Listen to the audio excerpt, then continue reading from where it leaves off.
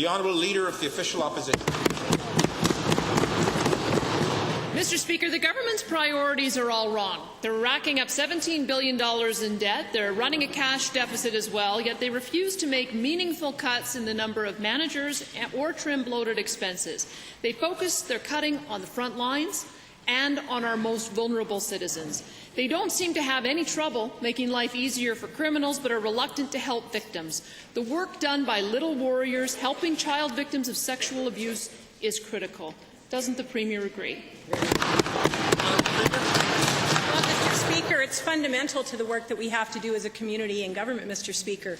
Ensure that we're supporting victims of child sexual assault has been a commitment that we've certainly kept in this government, Mr. Speaker.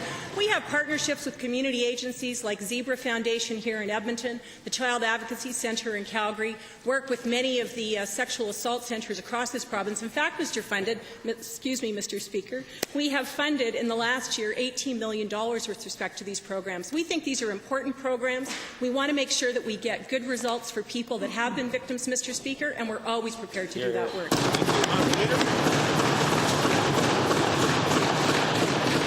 And we appreciate that work, Mr. Speaker, but there is money available to help the Little Warriors establish its Be Brave Ranch. They're only seeking $650,000. The money is available in the Victims of Crime Fund, which we understand has $50 million worth of net assets. What better use could there be for the money in that fund than helping to heal and nurture victims of child sexual abuse? Mr. Speaker, I couldn't agree more that the Victims of Crime Fund money should be used to help victims of crime, and there's no worse situation than a child who's been sexually exploited.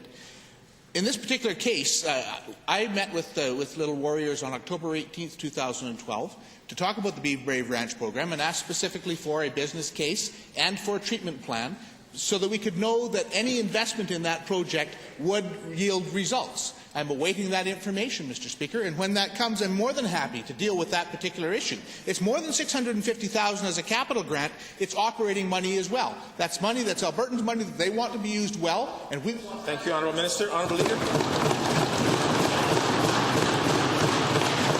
Thank you, Mr. Speaker. We're not asking for new spending, just spending on the right kinds of things. Why is the money just sitting there in that fund?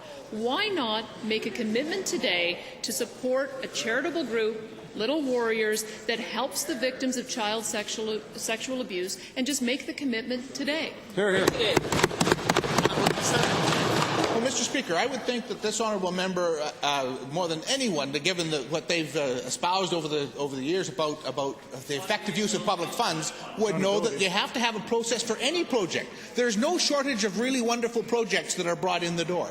Our job is to make very difficult decisions, and we ask for data. We ask for information to make sure that the investment is going to achieve a result for Albertans. That's what we've asked for. That's what we're waiting for. And when that comes, we'll be more than happy to take a look at that particular project to say, is this the best use of funds to achieve the outcomes for Albertans?